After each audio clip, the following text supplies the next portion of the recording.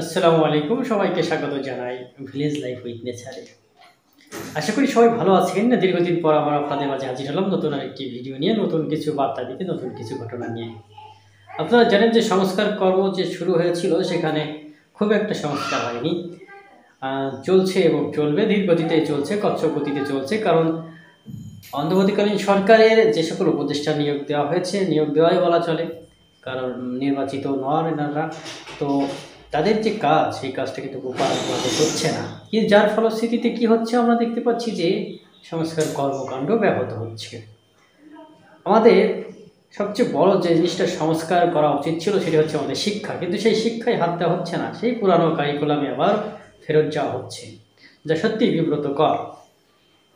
আমাদের একটি স্থায়ী এবং খুব যুগোপযোগী একটি শিক্ষার ব্যবস্থা করতে হবে, এবং শিক্ষা ব্যবস্থাপনা করতে পারলে আগামীতে দেখা যাচ্ছে এই প্রজন্মটা বাংলাদেশের জন্য ভালো কিছু বয়ে আনবে। অন্যথায় এই গোজামিলের পড়ালেখা আমাদের জন্য সুফল বয়ে আনবে না, এটা হচ্ছে প্রথম এবং শেষ কথা। তাহলে কি করা উচিত? তাহলে আমাদের এখন আবার আওয়াজ তোলা উচিত, যে যার জায়গা থেকে, যে একটি কাঙ্ক্ষিত এবং স্থায়ী শিক্ষা কমিশন গঠন করে সেখান থেকে বাংলাদেশের জন্য আগামী 15 বছরের জন্য যথোপযুক্ত এবং দুনিয়া দাপিয়ে বেড়ানো এমন একটা শিক্ষা ব্যবস্থা চালু করা। এটা গেল শিক্ষা ব্যবস্থা নিয়ে কথা। এবার আসি আমরা আসন্ন নির্বাচন নিয়ে। ইতিমধ্যে আমরা জানেন যে নির্বাচন কমিশন গঠনের প্রস্তাব দেওয়া হচ্ছে, নাম দেওয়া হচ্ছে, 5-6টি নাম ঠিক করা হয়েছে, সেটা হবে আমরা যেটা জানি। আরেকটি বিষয় দেখলাম, গতকাল ছিল যে সশস্ত্র বাহিনী দিবস, যেখানে সাবেক প্রধানমন্ত্রী বেগম খালেদা জিয়া তিনি দাওয়াত পেয়েছেন প্রফেসর ডক্টর মোহাম্মদ ইউনূসের সঙ্গে বেশ কথা বলতেও দেখা গেছে, কিছুক্ষণ বলেছেন। এছাড়াও সমন্বয়করাও কথা বলেছেন। একটা মিলন মেলা বলা চলে, যে সব দলের নেতাকর্মীরা সেখানে উপস্থিত ছিলেন।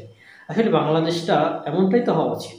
একদল ক্ষমতায় যখন যায় তখন অন্য দলকে দাওয়াত করে না, বা একটা হিংসা বিদ্বেষ থাকে যে যাবো না তার দাওয়াতে। শুধু যিনি ক্ষমতায় থাকেন তার দোষ থাকে না, দোষ থাকে কার? বিরোধীরও। আমাদের একটু ইগো বেশি বাঙালির, যার ফলশ্রুতিতে আমাদের দেখতে পাই যে অনেক অনাকাঙ্ক্ষিত ঘটনা ঘটে, মিউচুয়ালিটি নাই। আসলে আমরা ক্ষমতার পাগল, দেশটাকে সুন্দর করে সাজিয়ে গুছিয়ে তোলা যে প্রয়োজন সেদিকে আমাদের কারো নজর নাই। সেদিন তোর পরবর্তী 55 বছরে পা দিবে এবারের 16ই ডিসেম্বরে। তো সেখানে আমরা আসলে কি পেলাম? শূন্য বলা চলে। শুধু গার্মেন্টস কর্মী যাদেরকে অবজ্ঞা চোখে দেখা হয়, এবং প্রবাসী বাঙালি বাংলাদেশিরা যারা, তাদের পরিশ্রম কিন্তু বাংলাদেশটা টিকে আছে।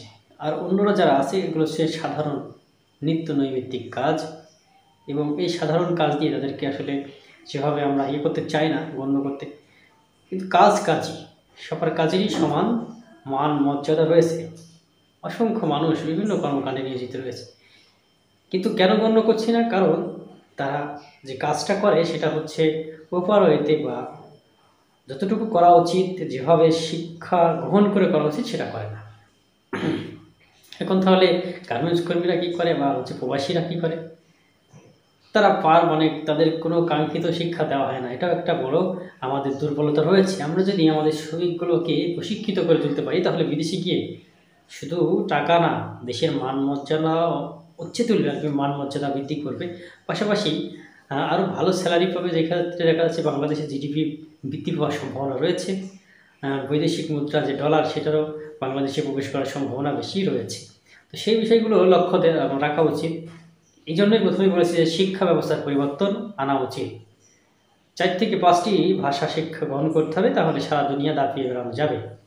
বাংলা, ইংরেজি, আরবি শিক্ষার পাশাপাশি আমরা যদি ফ্রান্স ভাষাটাও শিখে নেই, তাহলে দেখা যাচ্ছে বেশ কয়েকটি দেশ দাপিয়ে বেড়া যাবে। এমন আরও কয়েকটি ভাষা যুক্ত করা যেতে পারে।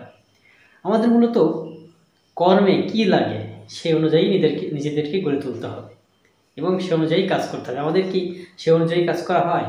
আমাদের দেশে কিন্তু সে অনুযায়ী কাজ করা হয় না, মানে পড়াশোনার কারিকুলামটা সেভাবে হয় না। এই একই স্টাইলে পড়ালেখা শেষে চাকরির পরীক্ষা, তারপরে একটা চাকরি নিয়ে বাকি জীবন কাটিয়ে দেওয়া, কোনো ইনোভেটিভ কাজকর্ম সেভাবে হয় না। এই জন্য শিক্ষা ব্যবস্থার সংস্কার দরকার। মানুষের জীবসত্তা থেকে মানব সত্তায় উদ্ভাবনময় হচ্ছে শিক্ষা। মোতাহার হোসেনের একটি খুবই গুরুত্বপূর্ণ কথা, কিন্তু শিক্ষা ও মনুষ্যত্ব নামক একটি প্রবন্ধ লিখেছেন তিনি। সেই প্রবন্ধে এই কথাটি বলেছিলেন। সত্যি সেই কথাটি অনেক অর্থবহ।